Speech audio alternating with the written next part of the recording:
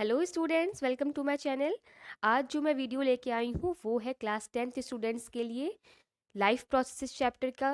और क्योंकि ये चैप्टर बहुत ही ज़्यादा लेंदी है तो हम इस पूरे चैप्टर को 4 लेक्चर्स में कंप्लीट करेंगे। और आज के लेक्चर में हम कंप्लीट स्टडी करने वाले हैं न्यूट्रिशन एंड डाइजेशन के बारे में, प्लांट्स एंड एनिमल्स दोनों केसेस में। So please watch the video till the end because and में आपको कुछ MCQ क्वेश्चंस मिलेंगे जो कि बहुत इंपॉर्टेंट है आपके बोर्ड एग्जाम्स के लिए। So let's start. First question is what our life processes? The processes which together perform the function of maintenance of life are called life processes. That means हमारी पूरी लाइफ को maintain करने के लिए कुछ processes हैं जो साइमल्टेनियसली कंटिन्यूसली हमारी बॉडी में वर्क कर रहे हैं। वो कौन से ऐसे प्रोसेसेस हैं? वो है respiration, nutrition, excretion, circulation, transportation, animals में भी प्लांट्स में भी। तो कलेक्टिवली हम इनको कहते हैं life processes.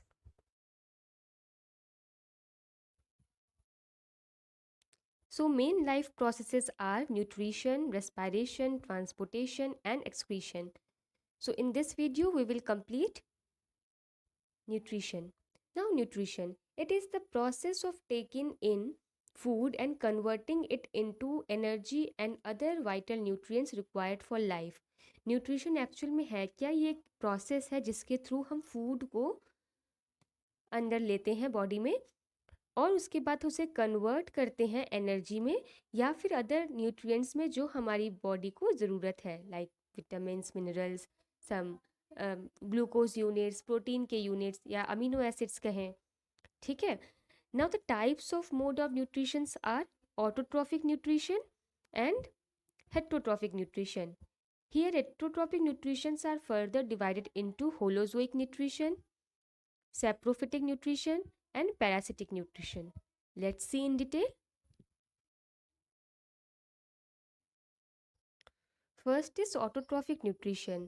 In this mode of nutrition, organisms use simple inorganic matters like water and carbon dioxide in the presence of sunlight and chlorophyll to synthesize food on their own. This process is called photosynthesis. तो autotrophic nutrition mainly green plants में होता है या फिर ऐसे photosynthetically active organisms में जिनमें chlorophyll पाया जाता है। तो ये प्रोसेस में water and carbon dioxide as reactants इस्तेमाल होता है और सनलाइट एंड क्लोरोफिल के प्रेजेंस में जो प्लांट्स हैं या फिर फोटोसिंथेटिकली एक्टिव बैक्टीरियाज है वो अपना खाना प्रोसेस करते हैं, बनाते हैं in the form of glucose. This whole process is called photosynthesis. तो प्लांट्स, एल्गी, बैक्टीरिया और वी कैन से साइनोबैक्टीरिया या फिर ब्लू ग्रीन एल्गी, ये सब ऑटोट्रॉफ्स कहे जाते हैं. द स्टेजेस और events of photosynthesis are very important question for your boards. जो इवेंट्स या फिर स्टेजेस है फोटोसिंथेसिस के वो मेनली 3 स्टेजेस हैं. First is absorption, then conversion, then reduction. So first, what is absorption? The chlorophyll present in leaves traps the light coming from the sun. That means absorption sunlight का. जब sunlight trap करता है कोई भी chlorophyll का unit या कहीं photosynthetic का यूनिट तो वो हम कहते हैं ट्रैपिंग ऑफ सनलाइट या फिर एब्जॉर्प्शन. नेक्स्ट है कन्वर्जन. उस सनलाइट को केमिकल एनर्जी में कन्वर्ट करना, यानी लाइट एनर्जी को केमिकल एनर्जी में कन्वर्ट करना, ये प्रोसेस इसमें होता है. एंड एक और प्रोसेस इसी कन्वर्जन में होता है जब water is absorbed while split into hydrogen and oxygen molecules. Water molecules यानी H2O जो है वो स्प्लिट होता है, ब्रेक डाउन होता है हाइड्रोजन आयंस में और ऑक्सीजन में, तो वो फिर फर्दर फोटोसिंथेसिस के प्रोसेस में इस्तेमाल होता है. Third process is reduction. The carbon dioxide gets reduced, that is hydrogen molecules combined with carbon to form carbohydrates. reduced का मतलब क्या हुआ यहाँ पे? जब भी किसी मॉलिक्यूल में या किसी कंपाउंड में हाइड्रोजन ऐड होता है तो हम उसे कहते हैं रिडक्शन रिएक्शन. ठीक है. तो कार्बन डाइऑक्साइड जो कि एटमॉस्फेयर से प्लांट्स अपने अंदर लेता है उसके साथ हाइड्रोजन कंबाइन होता है जिस प्रोसेस को हम रिडक्शन कहते हैं, और वो कंबाइन होने के बाद फर्दर रिएक्ट करके कार्बोहाइड्रेट का फॉर्मेशन करता है, यानी ग्लूकोज के यूनिट्स का फॉर्मेशन करता है, जो कि अल्टीमेट गोल होता है फोटोसिंथेसिस का, फूड फॉर्मेशन। तो प्लांट्स किस फॉर्म में फूड को फॉर्म करते हैं? ग्लूकोज के फॉर्म में। Now photosynthesis reaction, this is very important for your board examination. 6CO2 plus 12H2O in the presence of chlorophyll and sunlight gives glucose, the main product of photosynthesis, and the byproduct is 6O2। ये by product जो बन रहा है photosynthesis के दौरान, ये plants जो है वो रिलीज आउट कर देते हैं एटमॉस्फेयर में, जिससे कि हम सर्वाइव कर सकें। Cross section of a leaf. Now अगर हम किसी भी लीफ को ट्रांसवर्सली क्रॉस सेक्ट करते हैं, यानी कट करते हैं, और उसको माइक्रोस्कोप में ऑब्जर्व करते हैं, तो हम देखेंगे कुछ इसके पार्ट्स जो है। पहला cuticle, epidermis, palisade mesophyll cell, spongy mesophyll cell, veins, lower epidermis and stomata।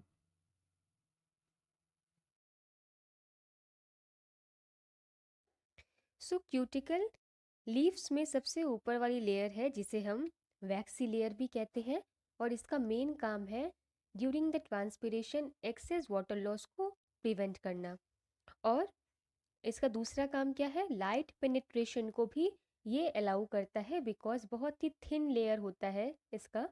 इसकी वजह से लाइट पेनिट्रेशन बहुत इजी हो जाता है, यानी कि लाइट रेस जब ऊपर आती हैं लीव्स में तो इजीली वो एंटर कर जाती हैं अंदर की सेल्स में। Next is upper epidermis. This is a also very thin layer, it is a single celled layer.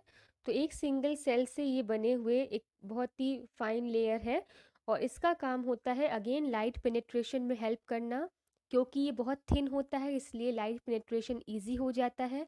और दूसरा काम है इसका क्यूटिकल को फॉर्म करना। Next is mesophyll cells, palisade mesophyll cell and spongy mesophyll cells. Palisade mesophyll cells जो होते हैं वो इलोंगेटेड फॉर्म में होते हैं, इस तरह से इलोंगेटेड सेल्स होते हैं इनके। इनमें क्लोरोप्लास्ट पाया जाता है, जिसके अंदर क्लोरोफिल प्रेजेंट होता है, और वो लाइट को ट्रैप करने में हेल्प करते हैं। जो भी लाइट पेनिट्रेट होके क्यूटिकल और एपिडर्मिस से होता हुआ आता है अंदर, वो इसमें ट्रैप होता है और फर्दर फोटोसिंथेसिस का प्रोसेस स्टार्ट होता है। ऐसे ही स्पॉन्जी मेसोफिल सेल्स जो है वो सर्कुलर या राउंडेड फॉर्म में होते हैं। इनमें क्लोरोप्लास्ट की संख्या या क्वांटिटी कम होती है as comparison to palisade mesophyll cells, but still इसमें होता है क्लोरोफिल या क्लोरोप्लास्ट, इसलिए ये भी फोटोसिंथेसिस परफॉर्म करते हैं। एक और इम्पॉर्टेंट फंक्शन है स्पॉन्जी मेसोफिल सेल्स का, जो आप देख सकते हैं कि इन सेल्स के बीच में एक लार्ज ऐसे स्पेसेस हैं जिसे हम एयर कैविटीज़ कहते हैं, और ये एयर कैविटीज़ हेल्प करते हैं during the exchange of gases. CO2 या फिर O2 जब एटमॉस्फेयर से आता है अंदर या बाहर रिलीज आउट होता है, तो उन केसेस में स्पेस चाहिए उन गैसेस को, वो स्पेस प्रोवाइड करता है spongy mesophyll cells. Next is vein या वीन्स, इसे हम वैस्कुलर बंडल भी कहते हैं। ये मेनली जाइलम एंड फ्लोएम होते हैं। जाइलम वो टिश्यू होता है जिसके थ्रू वाटर या मिनरल्स जो है डिजॉल्व फॉर्म में वो रूट से पूरा प्लांट के टिप तक फ्लो होता है, चैनल की तरह आगे फ्लो करवाता है ये वीन्स। और दूसरा फ्लोएम, फ्लोएम का काम है फूड जो भी फॉर्म हो रहा है ग्लूकोज के फॉर्म में लीव्स के अंदर, उस फूड को हर जगह ट्रांसलोकेट करना। जहाँ पे भी ग्रोइंग टिप्स है, रूट्स है, स्टेम्स है, रिपेयर करने के लिए जहाँ पे भी ज़रूरत है सेल्स को, वहाँ पे ये ग्लूकोज के यूनिट्स को पहुँचाता है। तो वो जाइलम एंड फ्लोएम वीन्स कहे जाते हैं। Next is lower epidermis. Lower epidermis का भी सिमिलर फंक्शन है जैसा कि अपर एपिडर्मिस का है, बट इसमें एक और चीज़ ऐड होती है कि लोअर एपिडर्मिस में बहुत ही लार्ज अमाउंट में स्टोमाटा पाया जाता है। Stomata, these are the tiny pores जो कि हेल्प करते हैं एक्सचेंज ऑफ गैसेस में, और दूसरा है ट्रांसपीरेशन में। ट्रांसपीरेशन क्या होता है वो आगे हम स्लाइड्स में देखेंगे। तो लोअर एपिडर्मिस का काम क्या है? एक तो स्टोमाटा को होल्ड करना, दूसरा है ये भी क्यूटिकल का फॉर्मेशन करता है नीचे की लेयर में, जिससे कि एक्सेस वाटर लॉस ना हो, और ये बहुत ही फाइन लेयर होता है।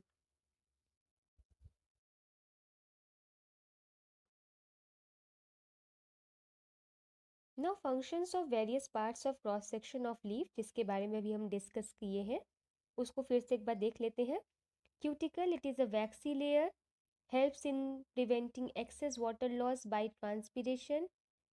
It is a transparent and very thin to allow maximum light penetration. बहुत पतला होने की वजह से इसमें कैपेसिटी होती है कि मैक्सिमम लाइट को ये अलाउ करता है, सनलाइट को, कि वो इजीली अंदर तक एंट्री कर जाए। Now upper epidermis, a protective layer of cells that produces the cuticle. Next, palisade mesophyll cells.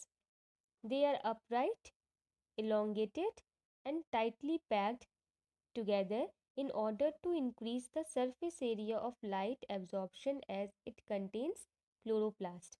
तो मैक्सिमम अमाउंट ऑफ फोटोसिंथेसिस जो होता है वो पैलिसेड मेसोफिल सेल्स के अंदर ही होता है। Next is mesophyll, spongy mesophyll cells. They also contain chloroplast but not quite as many as palisade cells. They have large air spaces between them, allow carbon dioxide and oxygen to diffuse between them. तो main इसका जो function है वो है large air cavities को hold करना, जिसमें कि एक्सचेंज ऑफ गैसेस हो सके।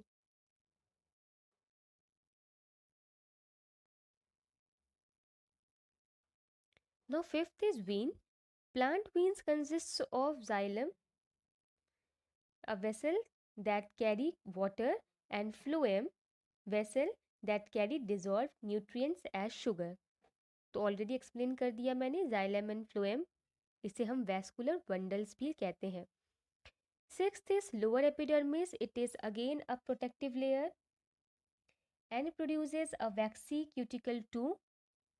It has pores called stomata that allow carbon dioxide and oxygen to move in and out of the plant respectively.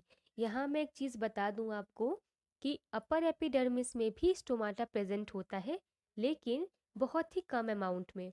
वो इसलिए क्योंकि just because upper epidermis directly sunlight के कांटेक्ट में आता है, जिसकी वजह से उसमें मैक्सिमम वाटर लॉस हो सकता है। इसकी वजह से प्लांट्स में इस तरह का अरेंजमेंट होता है कि लोअर एपिडर्मिस में ज़्यादा स्टोमाटा प्रेजेंट होता है, जिससे कि डायरेक्ट सनलाइट का कांटेक्ट वहाँ ना पहुँचे। और अपर में भी होता है बट लेकिन कम अमाउंट में होता है stomata. Now seventh is stomata.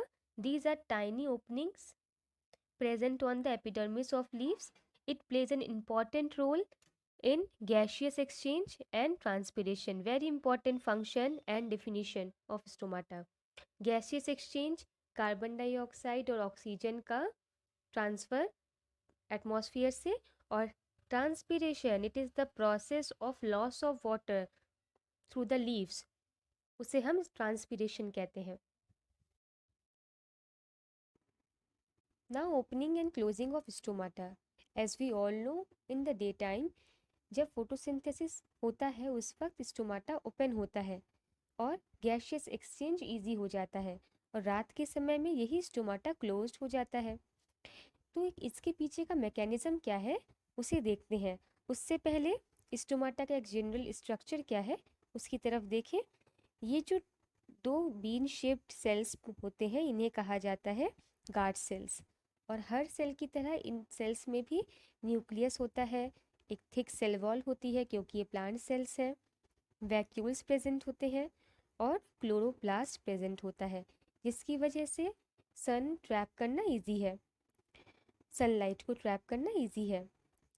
और इसके साइड में जो ये सेल्स दिख रहे हैं आपको, ये सेल्स को कहेंगे हम एपिडर्मल सेल्स, या फिर एसेसरी सेल्स, या फिर सब्सिडियरी सेल्स। ओके, अब इसके मैकेनिज्म पे आते हैं।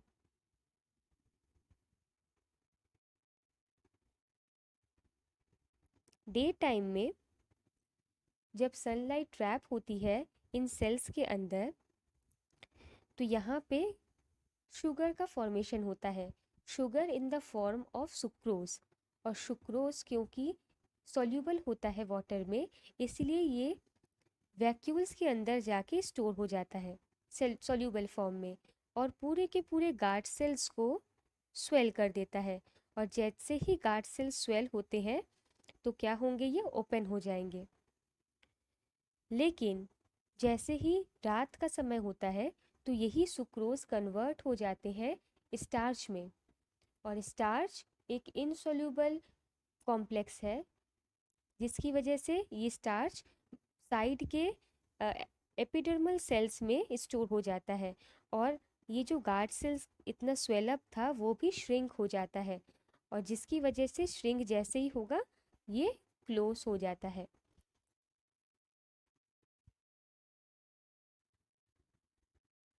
Now see, in daytime, when photosynthesis takes place, the guard cells of stomata contains chlorophyll where the food is formed in the form of sucrose. तो day time में sucrose के form में photosynthesis के दौरान product बना, और ये डायसैक्राइड होता है, और ये सोल्यूबल होता है वाटर में कहें या साइटोप्लाज्म कहें, तो सोल्यूबल फॉर्म में ये वैक्यूल्स में स्टोर हो जाता है। उसके बाद ये गार्ड सेल्स को स्वेल कर देता है, जिसकी वजह से ये स्टोमाटा ओपन हो जाता है। नाइट टाइम में क्या होता है, यही सुक्रोज स्टार्च में कन्वर्ट हो जाता है, जो कि इनसॉल्यूबल इन वाटर है, और इसकी वजह से वैक्यूल से स्टार्च निकल के एपिडर्मल सेल्स में स्टोर हो जाता है, और वहाँ जाके क्या करता है, रिजल्ट करता है कि गार्ड सेल्स जो है वो श्रिंक हो जाते हैं, यानी पिचक जाते हैं, जिसकी वजह से स्टोमाटा क्लोज हो जाता है। सो this is the mechanism of opening and closing of stomata, and this topic is very important for your board examination. अब ऑटोट्रॉफिक न्यूट्रिशन फिनिश हो गया, क्योंकि उसमें प्लांट्स आएंगे, ग्रीन प्लांट्स, और कई सारे ऐसे फोटोसिंथेटिकली एक्टिव बैक्टीरियाज या ऑर्गेनिजम्स आते हैं, उन सब में ऑटोट्रॉफिक न्यूट्रिशन होता है। अब आते हैं हेट्रोट्रॉफिक न्यूट्रिशन पे। This is the mode of nutrition in which organisms depend on other organisms to fulfil their food requirements. इसे हम हेट्रोट्रॉफिक मोड ऑफ न्यूट्रिशन कहेंगे। इसके टाइप्स हैं सैप्रोफिटिक, पैरासिटिक एंड होलोजोइक। तो सैप्रोफिटिक न्यूट्रिशन में वो सारे ऑर्गेनिजम्स आएंगे जो कि डेड और डिकेइंग ऑर्गेनिक मैटर को फीड करते हैं। Example fungi and some bacterias. Parasitic nutrition पे आएंगे तो ऐसे ऑर्गेनिजम्स जो कि लिविंग ऑर्गेनिज्म पे ही डिपेंडेंट होते हैं, वो उसको होस्ट बनाते हैं, और वहाँ पे वो लिविंग ऑर्गेनिज्म से ही अपना फूड कंटिन्यूअसली ऑब्टेन करते रहते हैं, और कई बार उनको किल भी कर देते हैं। For example कुस्कुटा, insectivorous plant, Plasmodium, malarial parasite, round worms, तरह का फंजाई। ठीक है, तो इस तरह के जो ऑर्गेनिजम्स हैं ये आपका parasitic mode of nutrition show करते हैं। इनके अलावा एक और होता है जिसे हम कहते हैं सिम्बियोटिक न्यूट्रिशन, जहाँ पे दो ऑर्गेनिजम्स साथ में रहते हैं और एक दूसरे को म्यूचुअली बेनिफिट करते हैं। उसका एग्जाम्पल होता है लाइकेन। लाइकेन जिसमें एल्गी और फंजाई दो ऑर्गेनिज्म साथ में होते हैं, और इस एसोसिएशन को हम कहते हैं सिम्बियोटिक एसोसिएशन, जिसमें एक दूसरे की नीड्स को तो पूरा कर रहे हैं लेकिन कोई किसी को हार्म नहीं कर रहा है। तो यहाँ पे जो एल्गी वाला पोर्शन होता है, एल्गी क्या करता है, क्योंकि वो फोटोसिंथेटिकली एक्टिव होता है तो वो फूड बनाता है, और फूड बना के किससे प्रोवाइड करता है, फंजाई को। और फंजाई क्योंकि उसका स्ट्रक्चर बहुत अच्छा सा होता है, उसमें एल्गी शेल्टर लेके रहता है, और दोनों एक दूसरे को म्यूचुअली बेनिफिट देते हैं। तो ये आपका जो है ये सिम्बियोटिक एसोसिएशन में आएगा lichen. Third one is holozoic nutrition. Holozoic nutrition actually वो न्यूट्रिशन है जहाँ पे फूड पार्टिकल को एज अ होल कोई भी ऑर्गेनिज्म मुंह के अंदर लेता है, एज अ होल, ठीक है, चाहे वो टुकड़ा हो कोई या तो पूरा का पूरा ऑर्गेनिज्म हो। तो जब हम उसको मुंह के अंदर लेते हैं तो उसको हम होलोजोइक न्यूट्रिशन कहते हैं। इसके अंडर में herbivorous, carnivorous and omnivorous nutrition या ऑर्गेनिजम्स आएंगे। तो ये तो बहुत इजी है। Herbivores are those organisms which feed on plants only. Carnivores are those organisms which feed on the flesh only, flesh of other organisms. And omnivorous, who feed on plants and animals both.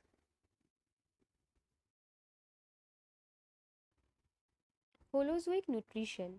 It is a Greek word that means holo means whole and zoikos means of animals. That means ऐसा कोई भी organism जब किसी भी particle को या किसी other organism को एज अ होल माउथ के अंदर या अपनी बॉडी के अंदर लेता है, उस टाइप के न्यूट्रिशन को हम होलोजोइक न्यूट्रिशन कहते हैं। It is a type of heterotrophic nutrition that involves the ingestion of liquid or solid organic material, digestion, absorption, assimilation and egestion। तो ये 5 स्टेप्स जो है बहुत इंपॉर्टेंट है होलोजोइक न्यूट्रिशन में। पहला है ingestion. It is the process where food is taken in through the mouth. Mouth के थ्रू या फिर किसी भी बॉडी पार्ट के थ्रू जब कोई भी ऑर्गेनिज्म पार्टिकल को, फूड पार्टिकल को या किसी ऑर्गेनिज्म को अपने माउथ के अंदर या अपनी बॉडी के अंदर लेता है, उस प्रोसेस को हम इंजेशन कहते हैं। Next is digestion. It is physical और chemical breakdown of food. Physical breakdown यानी कि लार्ज पार्टिकल्स को किसी भी फिजिकल मीन्स के थ्रू ब्रेकडाउन करना स्मॉलर पार्टिकल्स में, या फिर केमिकल ब्रेकडाउन यानी कि लॉन्ग केमिकल चेन्स को सिंपल केमिकल चेन्स में ब्रेक डाउन करना, इसे हम डाइजेशन कहते हैं। Third one is absorption. It is the release of digested food into blood stream. जब भी डाइजेस्टेड फूड सिंपल फॉर्म्स में कन्वर्ट हो जाता है, न्यूट्रिएंट के फॉर्म में कन्वर्ट हो जाता है, वो हमारे ब्लड स्ट्रीम में जाके मिल जाता है, तो इसे हम एब्जॉर्प्शन कहते हैं। Then assimilation. It is the use of digested food in the organism's cells. That means blood के थ्रू जो भी न्यूट्रिएंट्स फ्लो कर रहे हैं, एब्जॉर्प्शन के थ्रू जो भी ब्लड स्ट्रीम में आया, जितने भी न्यूट्रिएंट्स, वो अब अलग अलग टारगेटेड ऑर्गन्स या सेल्स के पास जाते हैं, जिन सेल्स को उन न्यूट्रिएंट्स की ज़रूरत होती है। सपोज कहीं पे रिपेयर होना है, कहीं पे कोई ग्रोथ होनी है बॉडी में, वहाँ पे ये जाके एसिमिलेट हो जाते हैं ये न्यूट्रिएंट्स। तो इसको हम कहते हैं assimilation. And the last is egestion. It is the removal of indigestible waste materials from the body. एक बार जब सेल्स इन न्यूट्रिएंट्स को लेता है, यूटिलाइज करता है और रिलीज आउट करता है अपना वेस्ट, तो वो वापस फिर ब्लड स्ट्रीम के थ्रू होते हुए बॉडी से आउट भी हो जाता है, तो उसे हम इजेशन कहते हैं। तो जो भी वेस्ट, अनडाइजेस्टेड फूड पार्टिकल या अनडाइजेस्टेड मटेरियल जो सेल्स रिलीज आउट करते हैं या ऑर्गेनिज्म रिलीज आउट करता है, उसे हम इजेशन कहते हैं। So this is the holozoic nutrition. तो अब हम तो अब हम देखेंगे कि holozoic nutrition in amoeba and human beings. तो सबसे पहले amoeba. Amoeba takes its nutrition through a process called phagocytosis, where the entire organism swallows the food it plans on eating up। तो phagocytosis के थ्रू ये जो amoeba है एक organism जो कि इरेगुलरली शेप्ड होता है, ये अपने फूड पार्टिकल को जो वो खाने वाला होता है, प्लान करता है खाने के लिए, वो पूरे के पूरे फूड पार्टिकल को अपने बॉडी के अंदर ग्रैब कर लेता है। The mode through which an amoeba engulfs nutrition is known as holozoic nutrition. Amoeba does not have any specialized organs for nutrition. Its entire process is carried through the body surface with the assistance of pseudopodia। Amoeba के पास कोई भी special organ नहीं present होता जो nutrition को आगे ले जाए। यानी न्यूट्रिशन के लिए क्या ज़रूरी है, माउथ होना चाहिए, हैंड्स होने चाहिए, या किसी तरह का ऐसा ऑर्गन जो कि फूड पार्टिकल को पास ले आए। इस तरह का कोई भी ऑर्गन जो है वो अमीबा में नहीं प्रेजेंट होता। तो क्या प्रेजेंट होता है अमीबा में, उसका खुद का बॉडी सरफेस जो कि इरेगुलरली शेप्ड होता है, और वही बॉडी सरफेस इस तरह का स्ट्रक्चर अटेन करता है जिसे हम कहते हैं सूडोपोडिया, जिसके थ्रू वो आगे भी बढ़ता है अपने फूड पार्टिकल की तरफ, और उसका स्ट्रक्चर कुछ ऐसा हो जाता है कि वो फूड पार्टिकल धीरे धीरे उसकी बॉडी के अंदर आ जाता है। तो pseudopodia means false feet. False feet यानी कि ऐसे तो इसकी पूरी बॉडी इरेगुलरली शेप्ड है, कोई भी ओरिजिनल फीट नहीं प्रेजेंट है, लेकिन जब उसको फूड पार्टिकल दिखता है, मूवमेंट करता है ये, तो ये बॉडी के पार्ट्स के थ्रू मूवमेंट करता हुआ एक शेप बनाता है, जिसको वो कहा जाता है सूडोपोडिया या false feet. Now look at the figure. यहाँ पे बहुत क्लियरली आपको दिख रहा है ये 5 स्टेप्स होलोजोइक मूवमेंट के: ingestion, digestion, absorption, assimilation and egestion. ये है आपका अमीबा जो इरेगुलरली शेप्ड आपको यहाँ दिख रहा है। तो ये अमीबा के सामने क्या रखा हुआ है, फूड पार्टिकल रखा हुआ है इस जगह पे। अब जैसे ही नेक्स्ट स्टेप देखेंगे डाइजेशन के लिए, तो ये आप देख रहे हैं इसका इरेगुलर जो बॉडी शेप है वो कुछ इस तरह का शेप बना रहा है, कुछ यूं शेप बन रहा है इसका, ग्रैब करने वाला। तो इस तरह की शेप को कहा जाता है कॉन्ट्रैक्टाइल वैक्यूल। नेक्स्ट एब्जॉर्प्शन में आएंगे तो ये क्या कर रहा है, ये वैक्यूल इस तरह का शेप बनाता हुआ जब ऐसे बन जाएगा, तो जैसे ही फूड पार्टिकल अंदर आता है तो ये बंद हो जाता है ऊपर से, इसका पूरा शेप ऐसे बंद हो जाएगा, और बंद होते ही ये क्या बना लेगा, इस तरह का एब्जॉर्प्शन, यानी कि बॉडी के अंदर अब ये पार्टिकल आ गया। अब पार्टिकल आते ही ये सरफेस बाहर से बंद हो गया। उसके बाद इसे हम एब्जॉर्प्शन कहेंगे। नेक्स्ट स्टेप पे होता है एसिमिलेशन, जहाँ पे आपको दिख रहा है फ्रेश फूड वैक्यूल जो है वो बन गया, यानी कि लाइसोसोम की हेल्प से। लाइसोसोम का अगर स्ट्रक्चर आपको याद हो तो वो सैक लाइक स्ट्रक्चर का होता है, और इसमें डाइजेस्टिव जूसेस प्रेजेंट होते हैं, एंजाइम्स प्रेजेंट होते हैं। तो ये कॉन्ट्रैक्टाइल वैक्यूल के अंदर जैसे ही कोई पार्टिकल, फूड पार्टिकल एंटर करता है, तो इस तरह का फॉर्मेशन करते ही अंदर लाइसोसोम एक्ट करने लग जाता है, और डाइजेस्टिव एंजाइम्स जैसे ही फूड पार्टिकल पे एक्ट करते हैं तो उस कॉम्प्लेक्स फूड पार्टिकल को वो सिंपल पार्टिकल्स में कन्वर्ट कर देता है। तो ये है फंक्शन लाइसोसोम्स का। ठीक है, उसके बाद ये एसिमिलेट होके दिख रहा है आपको old food vacuole, fresh food vacuole. किस तरह से ये चेंजेस हुआ, यानी कि बॉडी के अंदर कंप्लीटली सिंपल जो फूड पार्टिकल था या न्यूट्रिएंट्स थे उसके, वो एसिमिलेट हो चुके हैं, मिल चुके हैं उसके साइटोप्लाज्म के साथ। एट लास्ट इजेशन होता है। इजेशन में यहाँ आपको बड़ा फाइन सा दिख रहा होगा इस तरह का फिर से एक स्ट्रक्चर, थोड़ा सूडोपोडिया टाइप। यहाँ से ये रिलीज आउट करता है कोई भी वेस्ट प्रोडक्ट। ठीक है, तो ये जो पूरा एक ब्यूटीफुल सा डायग्राम है ये आपको याद रखना है।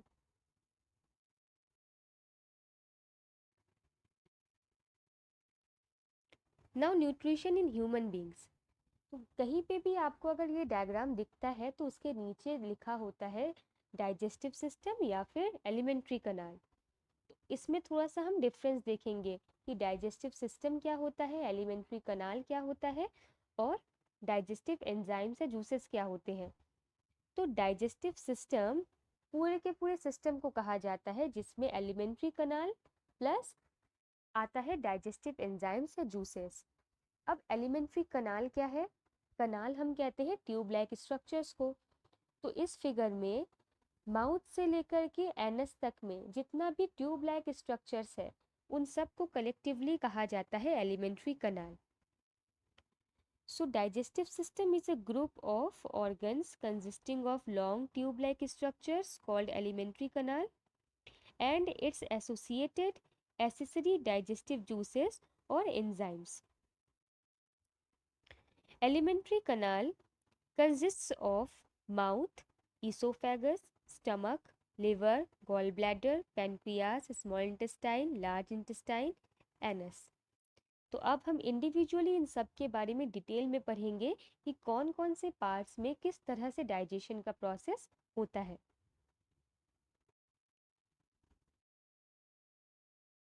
यहाँ पे डाइजेस्टिव सिस्टम के स्ट्रक्चर को देखिए, कौन कौन से पार्ट्स हमें पढ़ने हैं।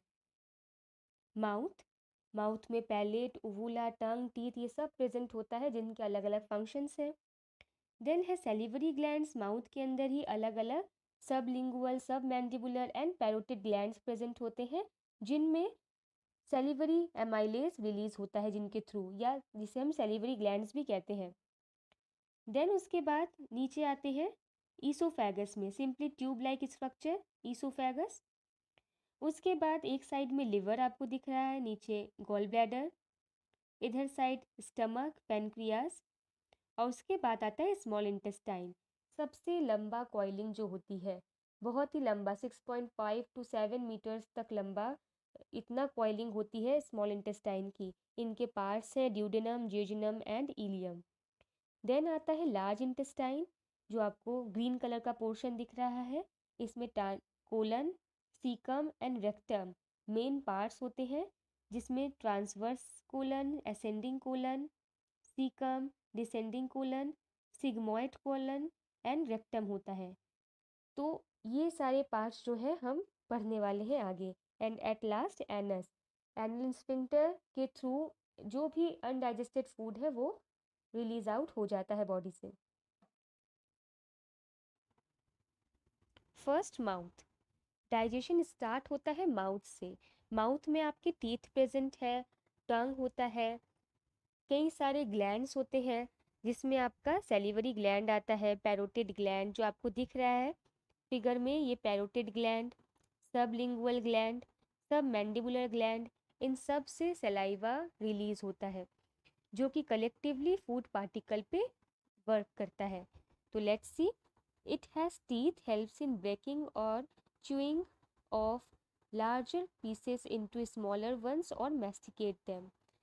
टीथ जो है हमारी बॉडी में या हमारे माउथ में, वो काम करता है फूड पार्टिकल्स को फिजिकली ब्रेक डाउन करना इनटू स्मॉलर पार्टिकल्स में। Next is it has salivary glands, helps in the release of saliva which gets mixed with the broken food particles and here digestion starts।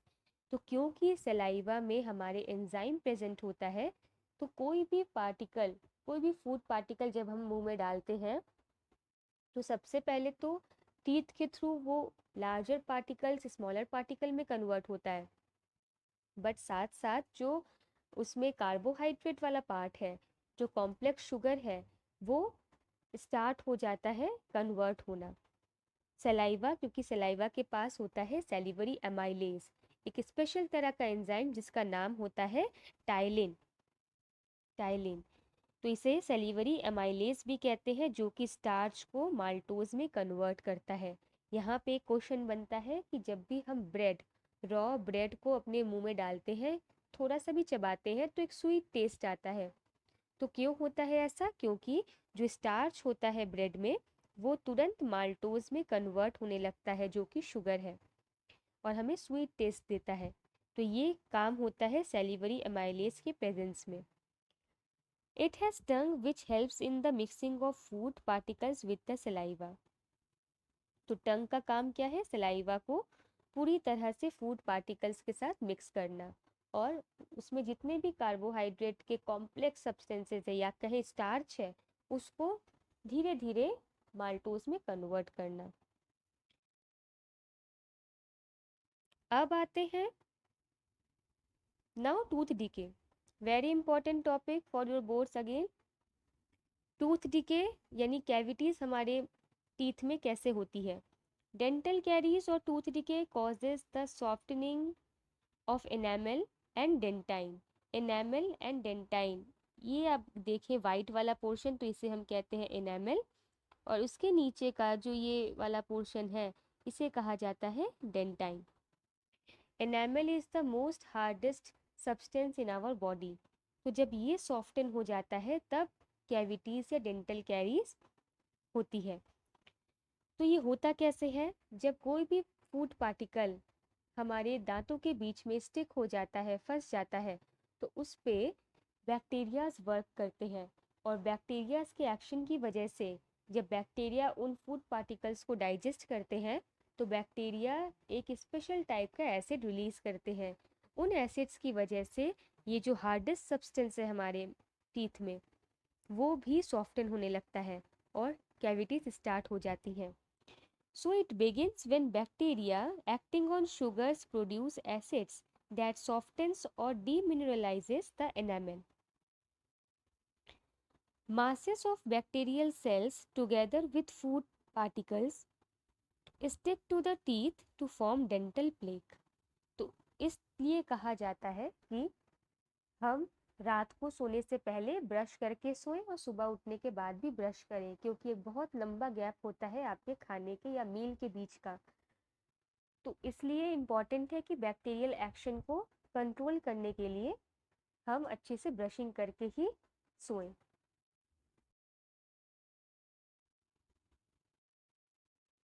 After mouth next is oesophagus. Oesophagus कहाँ होता है, ये mouth वाला portion, और उसके बाद ये long tube like oesophagus, जिसे हम फूड पाइप भी कहते हैं। यहाँ पे किसी तरह का डाइजेशन नहीं होता, ये सिर्फ फूड पार्टिकल्स को माउथ से स्टमक तक पहुंचाता है। ये जो स्टमक आपको यहाँ पे विजिबल है। Food enters here in the form of bolus, यानी कि माउथ में जब हम सलाइवा के साथ फूड पार्टिकल्स को मिक्स करते हैं, तो स्वालो करने से पहले फूड पार्टिकल का शेप गोल बॉल की तरह हो जाता है, इस तरह का बॉल, जिसे हम बोलस कहते हैं।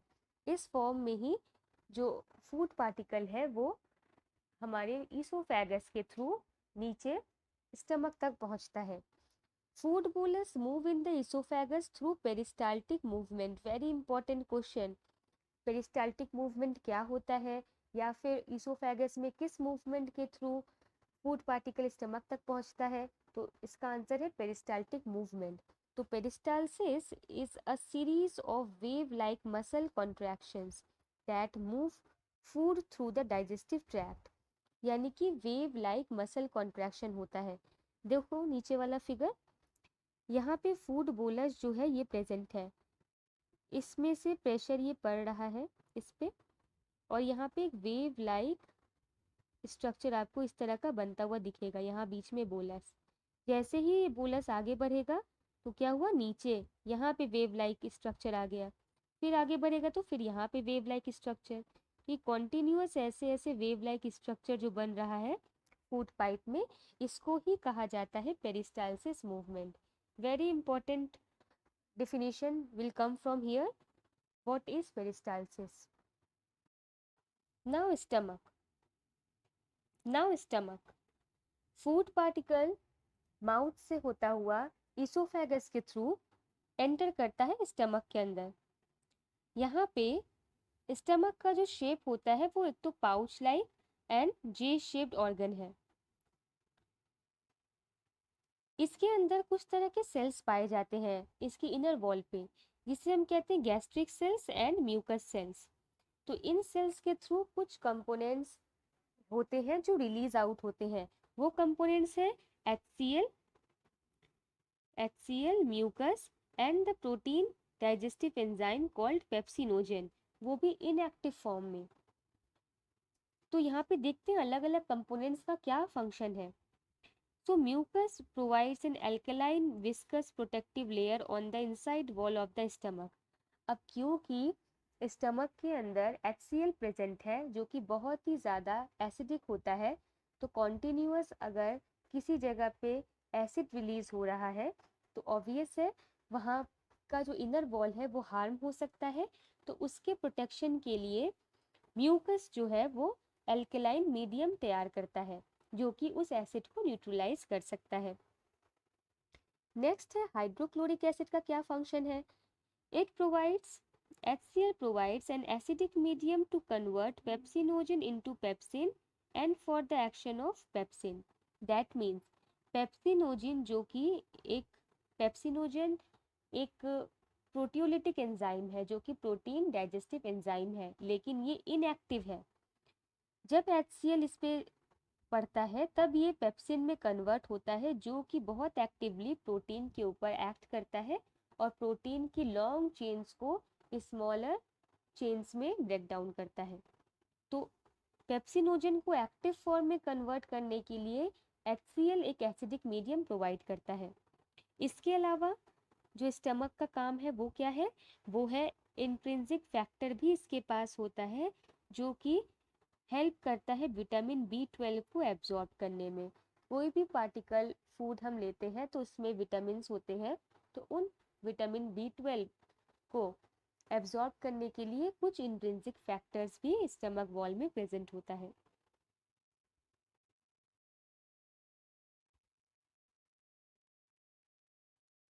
Now liver and gallbladder. As we all know, liver is the largest organ in our human body. तो लिवर का मेन काम है बाइल जूस सिक्रीट करना, या कहें बाइल जूस प्रोड्यूस करना। और बाइल जूस का या बाइल सॉल्ट्स का काम क्या होता है, इसका काम है main emulsification of large fat globules. Emulsification means large fat के ग्लोब्यूल्स को ऐसे स्मॉलर ग्लोब्यूल्स में कन्वर्ट करना, जिससे कि एंजाइमेटिक एक्शन इजी हो जाए। क्योंकि लार्ज फैट पार्टिकल होगा या ग्लोब्यूल होगा तो इसके ऊपर एंजाइमेटिक एक्शन होना पॉसिबल नहीं है या उतना इफेक्टिव नहीं है, जबकि स्मॉलर ग्लोब्यूल्स होंगे तो इजीली कोई भी फैट डाइजेस्टिंग एंजाइम्स इनके ऊपर एक्ट करते हैं और इसे डाइजेस्ट कर लेते हैं। इसके अलावा बाइल का काम है removing toxins, break down and storing some vitamins and minerals. Next is gall bladder. जो ग्रीन कलर का पोर्शन आपको दिख रहा है फिगर में, वो गॉल ब्लैडर है। जितना भी बाइल जूस प्रोड्यूस होता है लिवर से, वो धीरे धीरे सिक्रीट होता है या आके स्टोर हो जाता है गॉल ब्लैडर में, और गॉल ब्लैडर से ही टाइम टू टाइम वो रिलीज होता है फूड पार्टिकल के ऊपर। जब जब फूड पार्टिकल आता है उसमें उसके साथ बाइल भी सिक्रीट होता रहता है गॉल ब्लैडर से। तो यहाँ पे एक इम्पॉर्टेंट क्वेश्चन बनता है कि विच ग्लैंड प्रोड्यूसेस बाइल, तो आंसर होगा liver. And which gland produces और secretes, not produces, secrete bile juice, तो उसका नाम होगा गॉल ब्लैडर। तो सिक्रीट करने के लिए गॉल ब्लैडर है एंड प्रोड्यूस करने के लिए लिवर है।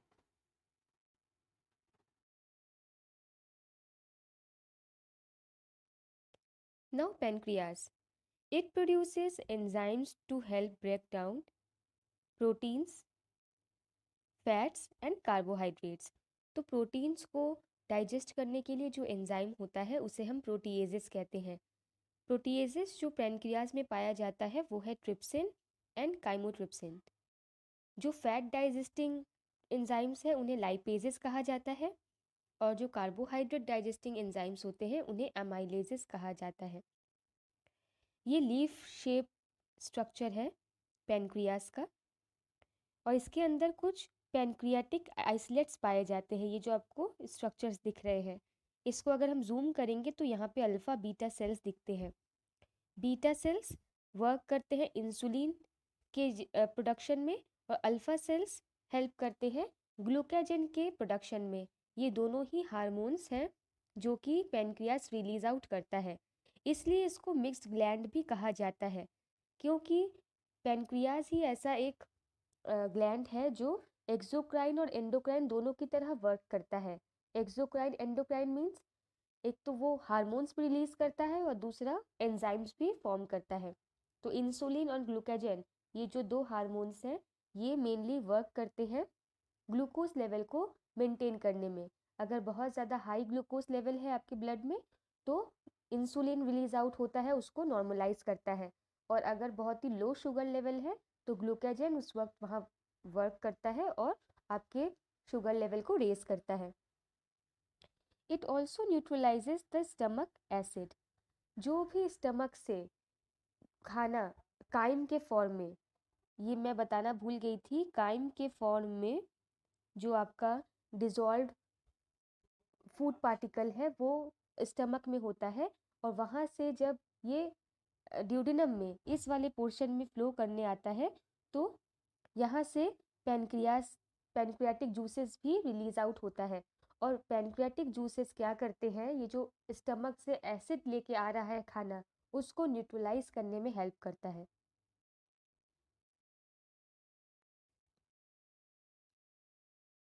Next is small intestine. It is the site of complete digestion of carbohydrates, fats and proteins. ये ऐसा साइट होता है जहाँ पे फाइनल जो पार्टिकल हमने अपने माउथ में लिया था वो फाइनली अपने डेस्टिनेशन तक पहुँच जाता है। इसका मतलब कार्बोहाइड्रेट्स जो होते हैं, कॉम्प्लेक्स ग्लूकोज के चेन्स होते हैं या शुगर यूनिट्स हैं, वो कम्प्लीटली ब्रेक डाउन होते हैं सिंपल टू सिंपलर यूनिट्स में, जिसे हम ग्लूकोज भी कह सकते हैं, या अदर यूनिट्स में भी है, फ्रक्टोज है, माल्टोज है। फैट्स हैं तो उनका भी एक लार्ज ग्लोब्यूल्स है, वो धीरे धीरे इमल्सिफाई होता है बाइल के थ्रू, और एट लास्ट वो फैटी एसिड्स और ग्लिसरॉल में कन्वर्ट हो जाता है। फिर आते हैं प्रोटीन्स। प्रोटीन्स का भी लॉन्ग चेन होता है अमीनो एसिड्स का। तो अमीनो एसिड उनके मोनोमर यूनिट्स हैं जो कि फाइनली प्रोटीन्स ब्रेक डाउन होने के बाद अमीनो एसिड्स में कन्वर्ट हो जाता है।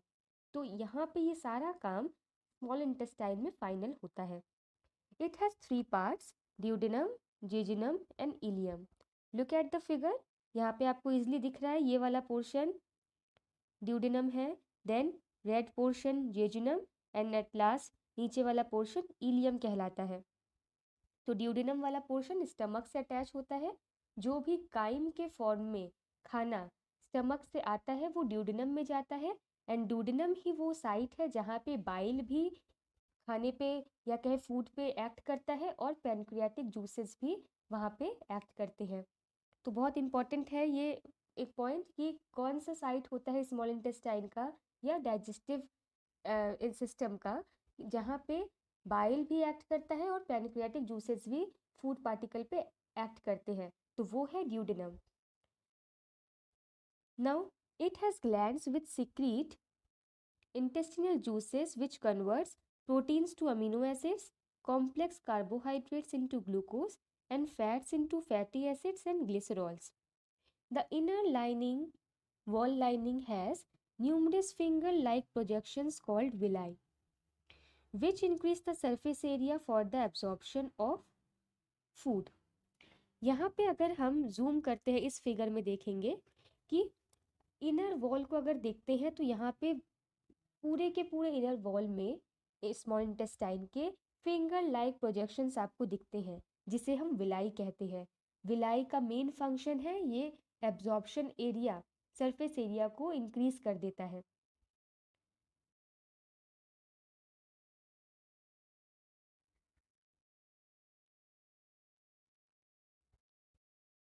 अब विलाई को बड़े डिस्क्रिप्शन से पढ़ते हैं। ये जो ऊपर वाला फिगर आपको दिख रहा है, इसमें आपको क्या दिख रहा है, ये पूरा का पूरा अंदर का वॉल दिख रही है स्मॉल इंटेस्टाइन की। तो देखो मिलियंस ऑफ क्वांटिटीज में पूरे सरफेस पे आपको विलाई यानी फिंगर लाइक प्रोजेक्शंस दिखता है। और उसको भी अगर हम जूम करें तो हमें क्या दिखेगा, ये एक एक सेल्स विलाई के ऊपर इस तरह के माइक्रो विलाइज भी प्रेजेंट होते हैं, जिसे हम माइक्रो विलाई कहते हैं। ये भी फर्दर एब्जॉर्प्शन लेवल को या सरफेस को बढ़ाता है, एब्जॉर्प्शन सरफेस एरिया को बढ़ाता है। These are supplied with blood vessels which take the absorbed food to every cell of the body. इस वाले फिगर में देखिए कि अगर हम विलाई के इनर स्ट्रक्चर को देखें कि कैसा होता है, तो यहाँ पे ब्लू, रेड और येलो तीन तरह की कैपिलरीज आपको दिख रही हैं। तो येलो वाली जो कैपिलरीज है, जो ये वाली कैपिलरीज है, यहाँ पे आप देख सकते हो कि ये मेनली होता है जो फैट मॉलिक्यूल्स है उनको वो अपने अंदर एब्जॉर्ब करता है और फर्दर एक अलग सिस्टम बनाता है जिसे हम लैक्टियल सिस्टम भी कहते हैं या लिम्फेटिक सिस्टम कहते हैं। ठीक है, तो ये देखो lacteal is a lymphatic capillary that absorbs dietary fats in the villi of the small intestine. और फिर हमारा जो ये फैट्स है ये पूरे बॉडी में लिम्फेटिक सिस्टम के थ्रू सर्कुलेट होता है। तो ये लैक्टियल का भी एक क्वेश्चन आता है बोर्ड्स में। इसके अलावा जो रेड और ब्लू आपको दिख रहा है वेसल्स, वो आपका है जो ब्लड सर्कुलेट हो रहा है आपकी बॉडी में, ऑक्सीजनेटेड एंड डीऑक्सीजनेटेड ब्लड जो है उसका ये पूरा नेटवर्क बना है जिसके थ्रू ऑक्सीजन सप्लाई भी होता है और जो भी न्यूट्रिएंट्स, अमीनो एसिड्स, आपके प्रोटीन्स जो अमीनो एसिड्स में कन्वर्ट होते हैं वो अमीनो एसिड्स, ग्लूकोज के यूनिट्स और फैटी एसिड्स या ग्लिसरॉल्स वगैरह जो है वो इन ब्लड स्ट्रीम में एब्जॉर्ब हो जाते हैं और ब्लड स्ट्रीम के थ्रू ही सारे के सारे सेल्स तक पहुंचते हैं हमारी बॉडी में। तो ये बहुत ही इंपॉर्टेंट फंक्शन है विलाई का, और विलाई से रिलेटेड क्वेश्चन ज़रूर आते हैं आपके बोर्ड्स में।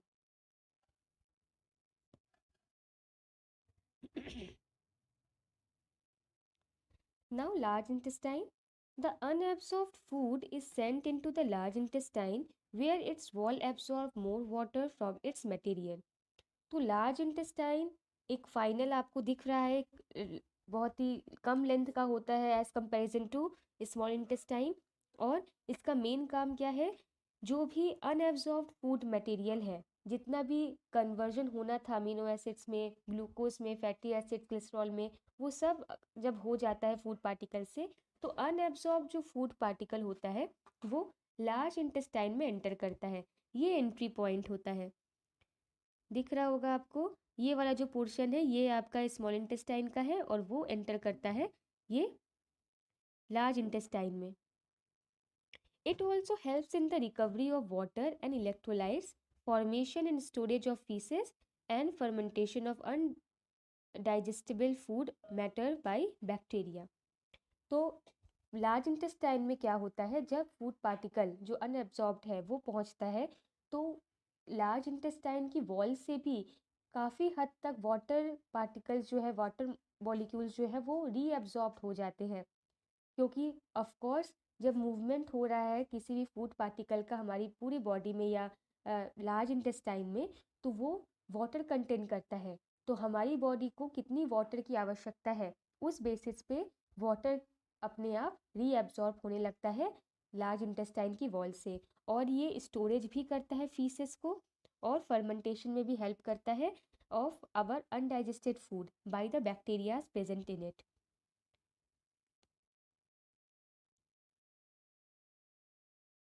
में क्या होता है, जब फूड पार्टिकल जो अनएब्जॉर्ब्ड है वो पहुंचता है, तो लार्ज इंटेस्टाइन की वॉल से भी काफ़ी हद तक वाटर पार्टिकल्स जो है, वाटर मॉलिक्यूल्स जो है वो रीअब्जॉर्ब हो जाते हैं।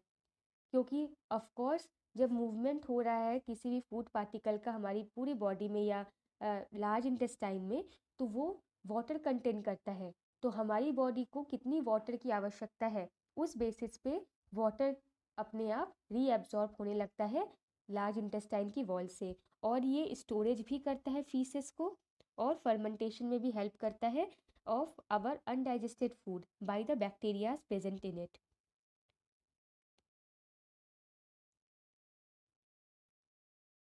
लार्ज इंटेस्टाइन में जो अनएब्जॉर्ब फूड है ये पहले तो स्टोर होता है, उसके बाद इनके जो पार्ट्स हैं, ये वाला पार्ट जो कहलाता है इसे कहते हैं colon, ascending colon, transverse colon and descending colon.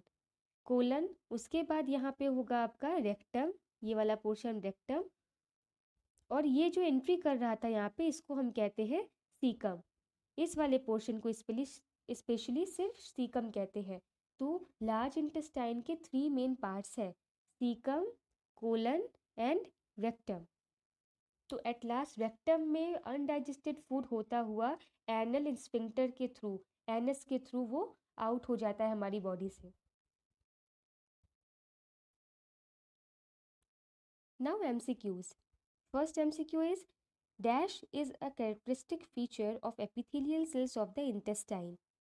तो इंटेस्टाइन यानी स्मॉल इंटेस्टाइन की बात हो रही है, तो वहाँ पे एपिथेलियल सेल्स में क्या चीज़ पाई जाती है, हमने भी बात की माइक्रोविलाई के बारे में। विलाई तो प्रेजेंट होता ही, फिंगर लाइक प्रोजेक्शंस होता है, लेकिन उसके ऊपर भी उनकी लेयर्स में भी और छोटे छोटे फिंगर लाइक प्रोजेक्शंस होते हैं जिसे हम माइक्रोविलाई कहते हैं, for more better surface absorption. Second, an infant feeding entirely on the mother's milk passes stools that are colored yellow. The reason is, जो इन्फेंट होते हैं यानी न्यू बॉर्न बेबीज़ होते हैं, वो कम्प्लीटली डिपेंडेंट होते हैं मदर्स मिल्क पे। तो जब ये स्टूल्स रिलीज आउट करते हैं तो उनका ये कलर येलो होता है because of this bile pigment, क्योंकि बाइल का कलर ग्रीनिश येलो होता है और क्योंकि कोई भी और चीज़ वो नहीं खाते हैं, तो इसीलिए वो मिल्क में डिज़ोल्व फॉर्म में बाइल पिगमेंट्स ही या बाइल सॉल्ट्स ही रिलीज आउट होता है उनके स्टूल्स के थ्रू।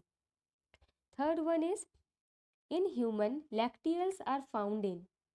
तो लैक्टियल्स याद कीजिए कहाँ पे होता है, इलियम वो पार्ट है, या इलियम, जेजुनम, ड्यूडेनम, ये सब पार्ट्स जहाँ पे भी प्रेजेंट हैं सब स्मॉल इंटेस्टाइन के आपके पार्ट्स हैं, वहाँ पे लैक्टियल्स प्रेजेंट होते हैं क्योंकि वहाँ पे विलाई प्रेजेंट होता है और विलाई के अंदर लैक्टियल्स होंगे। Fourth, what is the enzyme that breaks down lactose. तो जैसा भी मटेरियल होगा या जो आपका सबस्ट्रेट होगा उस बेसिस पे ही एंजाइम डिसाइड कर होता है। जैसे लैक्टोज है तो यहाँ पे lactase is the right answer. Maltose होता तो माल्टेज वो एंजाइम होता जो माल्टोज को ब्रेक डाउन करता। सुक्रोज होता तो सुक्रेज एंजाइम होता।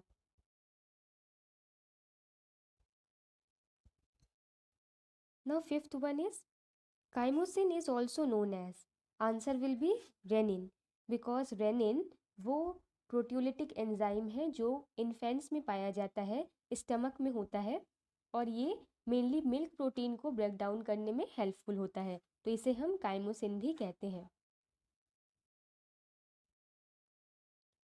Now sixth question, the mode of nutrition found in fungi.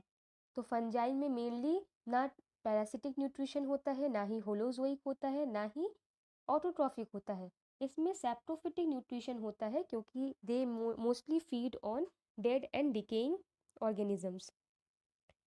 Seventh, the site of photosynthesis in the cells of a leaf base. तो जल्दी से जो स्ट्रक्चर अभी हमने पढ़ा है पीछे स्लाइड्स में उसे याद कीजिए। तो फोटोसिंथेसिस का साइट क्या होता है, क्लोरोप्लास्ट, जहाँ पे क्लोरोफिल होता है और जो सनलाइट को ट्रैप कर सकता है।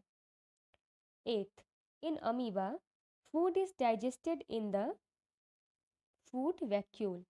माइटोकॉन्ड्रिया भी नहीं होगा, सूडोपोडिया भी नहीं होगा, क्योंकि सूडोपोडिया तो सिंपली फॉल्स फीट है जो कि ऐसा स्ट्रक्चर क्रिएट करता है जिससे कि फूड पार्टिकल बॉडी के अंदर आ जाए। एंड क्लोरोप्लास्ट इज ऑब्वियसली नहीं होगा। Ninth, which region of the elementary kanal absorbs the digested food. Answer will B small intestine, जो फाइनल साइट होता है कंप्लीट डाइजेशन का, वहीं पे सारा का सारा जो डाइजेस्टेड फूड है वो एब्जॉर्ब होता है। Tenth, when a few drops of iodine solutions are added to rice water, the solution turns blue black in color.